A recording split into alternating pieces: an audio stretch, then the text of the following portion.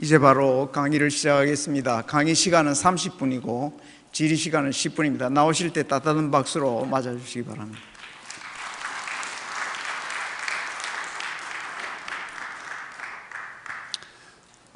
저는 고신대학교 졸업생입니다. 제가 고신대학 입학할 때는 학교 대학인가도 나지 않은 고려신학교 대학부에 입학생인데요. 오늘 모교에 오면서 제가 돈을 100억쯤 가지고 오면 학교가 참 저를 환영하겠구나 하는 생각을 했지만 저 호주머니에는 그런 돈이 없습니다. 실제로 돈 100억보다 더 중요한 것은 우리가 가지고 있는 정신적, 신앙적 유산을 그게 정확하게 무엇인지를 또렷하게 정리해서 우리와 우리 후대들이 그것을 공부하고 계승할 수 있다면 어쩌면 물질보다 더 큰 선물일 수 있겠다 싶어서 제가 근년에 저술한 책들을 선물하려고 가져왔습니다. 제가 이걸 소개하는 것은 다 한상동 목사님과 관련이 있고 고신대학교와 직결되어 있기 때문에 소개한다는 것을 기억해 주시고요. 제 주저 한국교회 친일파 전통 2000년도에 나와서 많은 칭찬과 비판을 받은 책인데 여전히 중요하게 부각되고 있습니다. 고신 역사 바로 그 자체를 다룬 한국교회 역사인데 지금도 주목을 받고 있고요. 이 책에 대해서 아무도 지금까지도 틀렸다는 말을 하는 사람이 없습니다. 저희 동료 교수 한 분이 고신도 WCC, RC, 개혁교회 연맹 이런 데 가입해야 된다는 주장을 하는 분이 계셔서 그거는 우리 신앙 선배들이 가르쳐 준 거하고는 좀 다른데 그래서 제가 동료 교수 읽으라고 에큐메니칼 운동가 다원주의라는 책을 썼고요. 2004년도에 이 책이 꽤 많이 알려져 있습니다. 그리고 2006년에 아주 본격적으로 고신교회의 역사와 삶이라는 부제를 붙여서 제목은 정통신학과 경건인데 고신교회의 역사를 단순한 사건 중심으로 교회사로 쓰지 아니하고 기독교 사상사적 관점에서 송상석과 박윤선의 소송 문제 쭉 해서 근년에 있었던 고신교회 신학적인 논쟁까지 다 기독교 사상자적으로 신학적으로 다룬 책인데 제가 고신교단을 위해서 쓴 책 중에는 이 책이 제일 중요한 것 같은데 정작 이 책이 발행되었을 무렵에는 험난한 시련이 와서 빛을 별로 못 본 책인데 굉장히 중요한 책입니다. 그리고 그 직후에 영어로 쓴 책인데 500여 페이지에 한국 기독교라고 하는 백낙준 박사가 1910년까지의 교회사 책을 예일대학에서 썼는데 저는 10년부터 60년까지의 교회 역사를 영어로 쓴 책이고요. 재판은 예일대학 출판부가 출판을 지금 고려하고 있는 중에 있습니다. 미국에서 출판될 것은 확실한데요. 기대해 주시면 좋겠고요. 학자는 자기 시대의 교회의 주제들에 대해서 답을 주는 사람이라고 확신하기 때문에 WCC가 한참 계속될 때 제가 신학 충돌이라는 책을 썼고 그 이듬해 신학 충돌 2라는 책을 썼고요. 그다음에 그걸 요약한 WCC 무엇이 문제인가라는 책을 썼고요. 작년에는 교황이 프란시스코 한국에 왔습니다. 그래서 교황 신드롬이라고 해서 옛날에 홍반식 박사님한테 제가 로마 카톨리시즘이라는 공부를 했는데 그때는 제1차 바티칸 공의회 문서만 가지고 이야기를 했어요. 이제 2차 바티칸 공의회부터 천주교가 상당히 많이 달라졌기 때문에 그걸 중심으로 개신교와 천주교의 관계를 면밀하게 대조하고 정중하게 대조하고 고신교회가 지향하는 신학적 입장들을 잘 정리한 그런 책들이고요. 이게 지금 금방 나온 책이라서 아직도 따끈따끈합니다.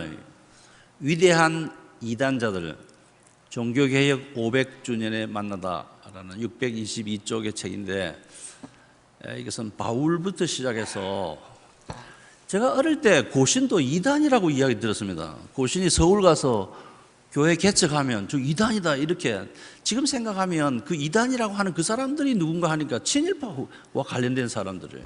제대로 믿었는데 이단으로 정죄된 억울한 사람들이 굉장히 많습니다. 바울, 저스틴, 아다나시우스, 왈도파 사람들, 위클리프, 롤라즈 무리들, 얀후스, 스윙글리, 캘빈, 루터, 토마스 크레머, 미국의 메이첸, 한국의 주기철까지. 실제는 그분이 정통신앙을 가진 사람들인데 정치적으로 왕따 당해서 괘씸죄로 이단된 사람들의 역사를 제가 오래전부터 기록 한번 해보고 싶어서, 그래서 오늘 발표할 주기철 목사에 관련된 것도 한상돈 목사님 이야기도 이 책 안에 있습니다. 그래서 이 책들을 우리 고신대학교 선물로 드리고 싶습니다.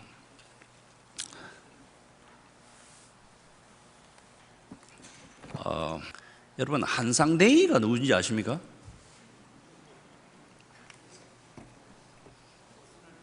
못 알아들으셨어요?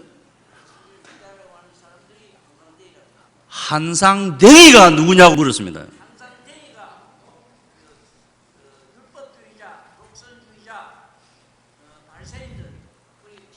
그렇기도 한데 주로 그분이 교회 분리주의자다라는 맥락에서 우리가 자네 아버지 성함이 뭔가 하면 최자, 우자, 용자입니다 이렇게 이야기하는데, 한상동 목사님도 아니고 한상동 목사도 아니고 한상동도 아니고 한상대이다. 물론 너무 친근감 있게 우리에게 다가오는 목사님으로서 그런 용어를 쓸 수도 있지만은 실제로 그 용어는 한상동 목사를 폄하하고 어쨌든 그분을 까내리고 나쁜 사람이다, 교회 분리주의자다, 뭐 이런 맥락에서 계속 쓰는 용어가 그 용어예요. 주기철 목사님의 그 KBS 방송 글 제가 자세히 보고 거기 문제점도 메모도 페이스북에 하곤 했습니다만은, 주기철 목사님은 사실 주기철 목사님은 순교를 했기 때문에 위대한 것이지만 제가 역사적으로 바라볼 때 한상돈 목사님이 훨씬 더 중요하고 주목을 받아야 될 분임에도 불구하고 주기철은 완전히 예수님 다음으로 한국교회에서는 존경받는 인물이 되어 있는데, 한상동 목사님은 한상대의로 평가받는 다른 동네 사람도 아니고 바로 저 가까이 있는 신학 교수들이 그렇게 이야기한다는 말입니다. 그래서 참 자식이 있어야 되겠다, 자식이 없는 게 이렇게 불행하구나. 주기철 목사님이 그렇게 위대한 거는 그분 아들 주광조 장로 중심으로 그 기념사업회하고 온갖 이야기를 다 해서, 사실 순교자가 어디 주기철 목사님 한 분뿐입니까? 많은 사람이 있는데도 마치 주기철 목사가 전부 다 한 것처럼 저렇게 포장되어 있는 이런 걸 보면서 역사는 그것을 가꾸는 사람들의 것이 된다라는 점에서 역사는 굉장히 중요하다는 것이죠. 역사는 우리 현재와 미래를 바라보는 거울입니다. 그래서 그 거울이 정확하죠. 제가 어릴 때 거울 보면 이 불량품 거울을 똑바로 안 보고 비슷하게 비치는 그런 게 있는데, 거울이 제대로 안 비춰지면 현재와 미래가 불행한데요. 한상동 목사님이 분리주의자이다라고 하는 것이 지금 여기 계신 여러분들이 좋아하든 싫어하든 그것이 한국 교회가 인식하고 있는 현실입니다. 고신교회 안에 상당수의 신학자들이 이해하고 있는 현실입니다. 이건 더 이상 설명 안 해도 아시지 않겠습니까? 그래서 제가 왜 이런 현실이 이런가, 그래서 이제 이 연유가 어디서 비롯되었는가를 탐색해서 직접적으로 동료들을 이야기하고 싶지는 않고요. 친일파 후손들이 친일파와 관련된 교회, 기독교 친일파 교회 사학자들이 다수 시각의 눈으로 교회를 보고 기득권의 힘으로 보고, 이건 진리성의 관점이나 개혁신학의 기준이나 하나님 관점으로 보는 게 아니라 완전히 세력을 장악한 사람의 관점으로 보면 일제 말기에 한상록 목사는 분리주의자가 맞습니다.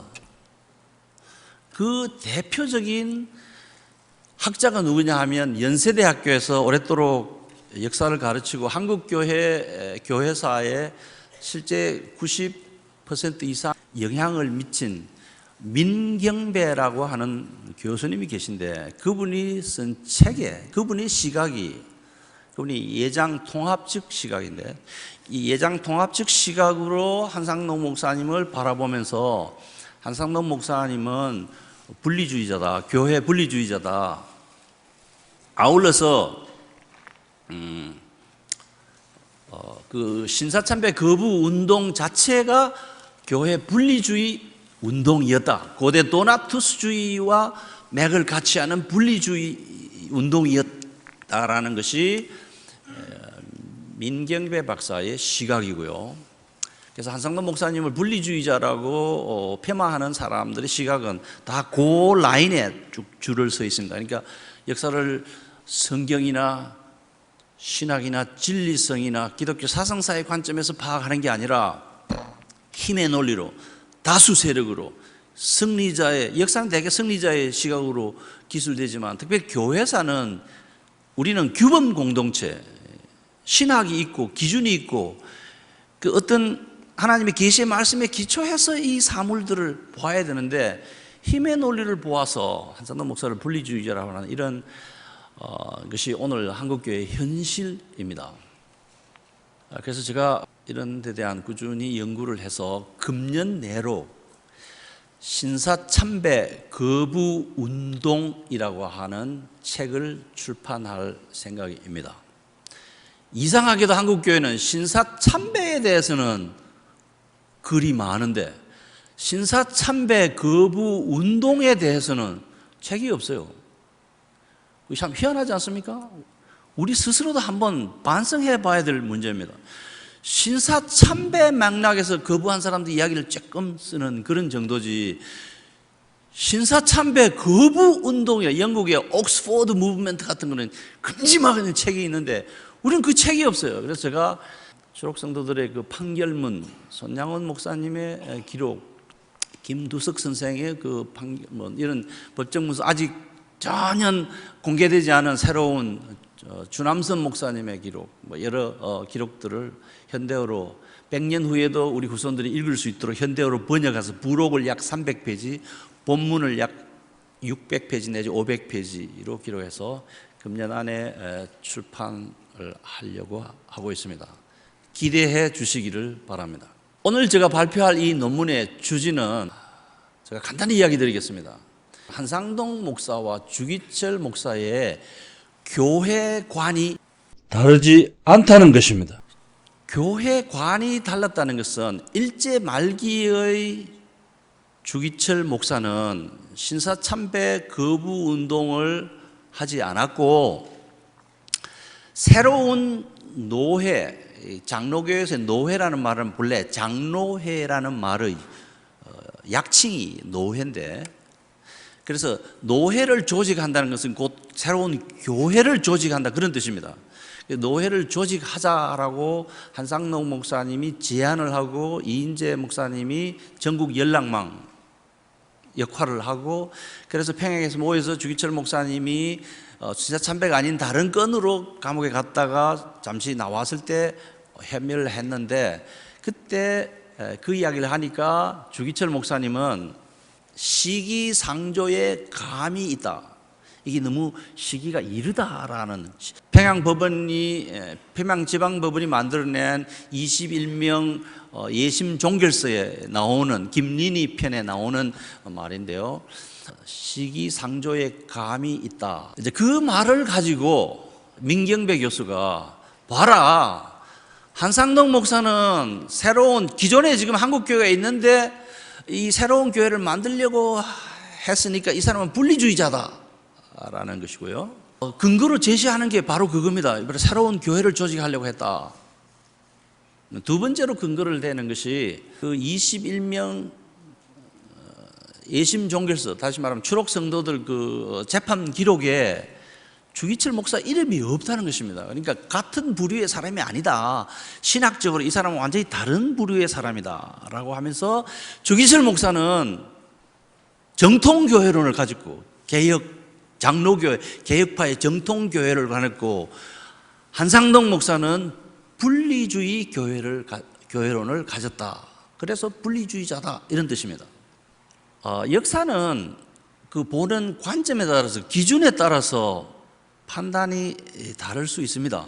그래서 서로 다른 평가를 존중하는 것이 학자들의 태도이긴 합니다만은 적어도 이 주제는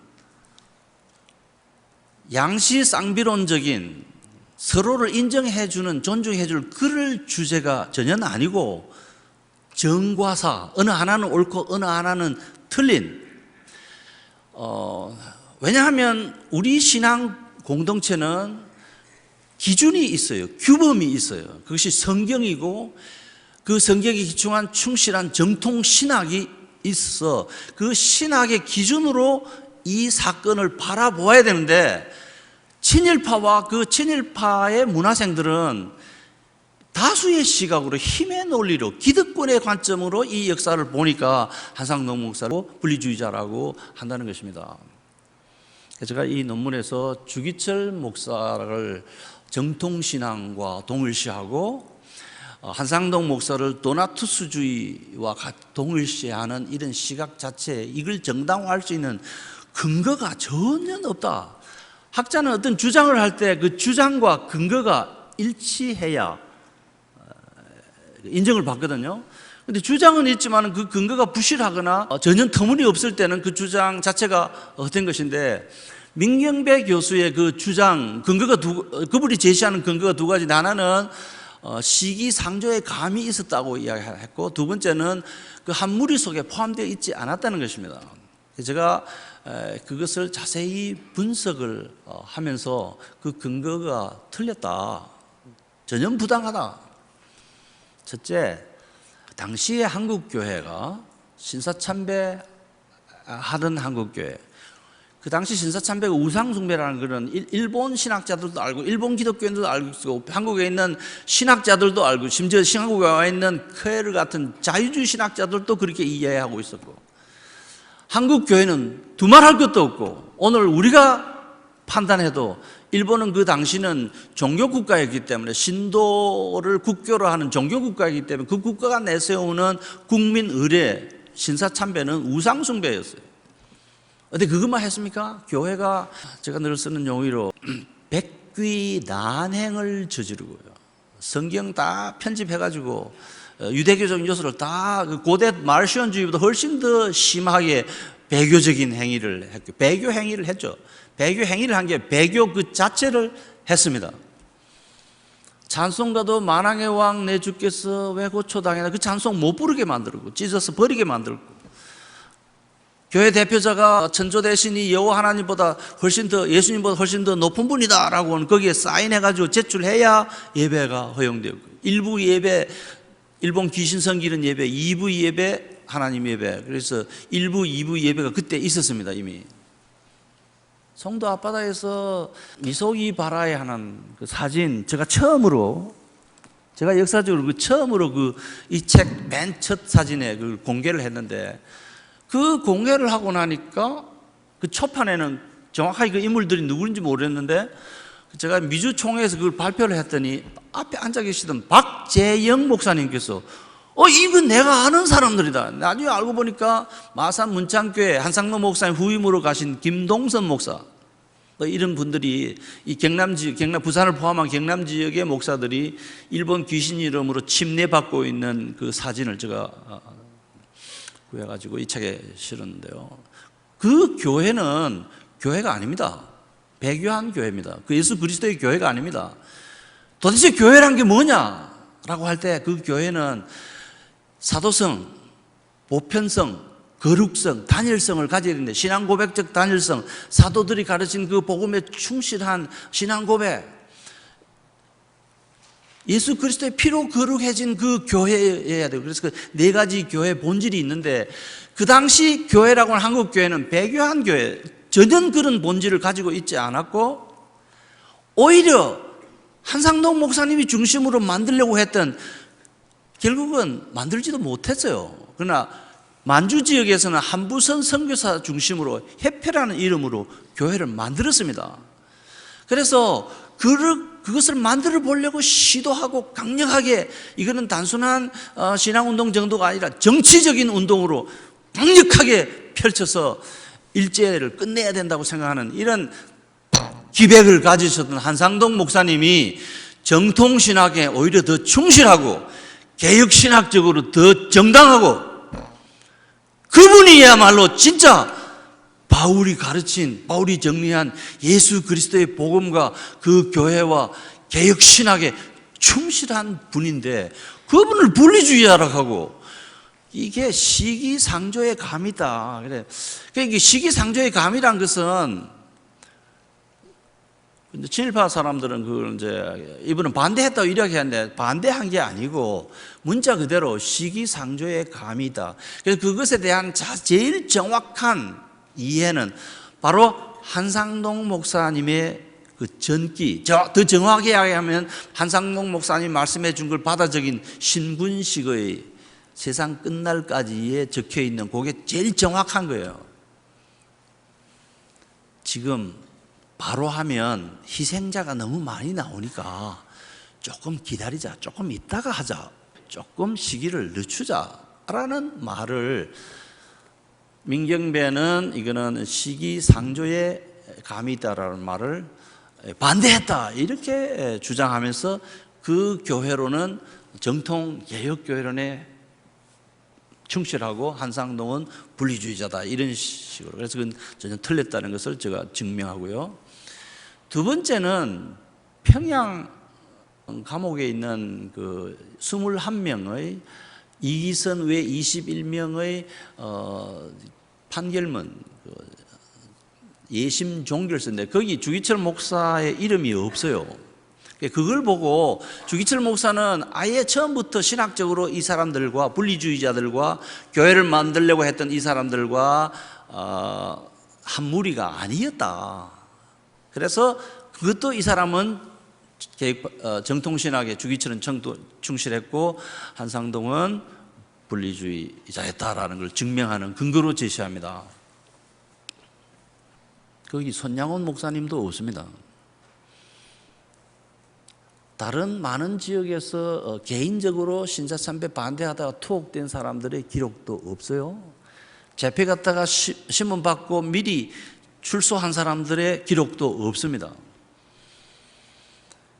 정확하게 왜 그 기록이 거기 없는지는 모르지만, 일제히 그 당시에 법 집행하는 방식을 정확하게 연구를 해도 그건 알기가 어렵지만은, 자고는 주기철 목사님의 기록이 거기 없습니다.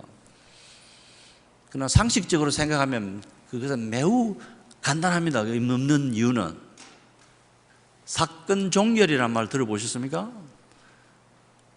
저기 김해에 가면 부엉이 바위라는 게 있는데 거기서 어떤 분이 자살을 했습니다. 저는 그 생각할 때마다 거기 가서 뭐 이렇게 살 마음이 전혀 없습니다. 그분이 자살을 하고 나니까 사건 종결, 더 이상 법정에서 뭐 기소건 아무것도 안 해요. 판결문 자체를 만들었다가도 그거 없애버리고, 예심 종결서를 만들었다가도 이름 빼버리는 것이 그게 법의 원리입니다. 그래서 주기철 목사님이 정확하게 왜 이름이 거기 그 재정이 설명이 없는가를 잘 모르긴 하지만, 우리가 상식적으로 생각할 때 그분이 세상을 떠나고 순교했기 때문에 거기서 이름을 빼버린 거예요. 그래서 없는 건데, 그것을 근거로 한상동 목사는 분리주의자고 주기철 목사는 정통교회로자였다라는 것이 민경배의 주장입니다. 그래서 제가 볼 때 아니올시다. 오히려 한상동 목사가의 신사참배 거부 운동교회, 실제로 교회가 조직이 되지는 않았지만은 지하 형태로 가정에서 모였습니다.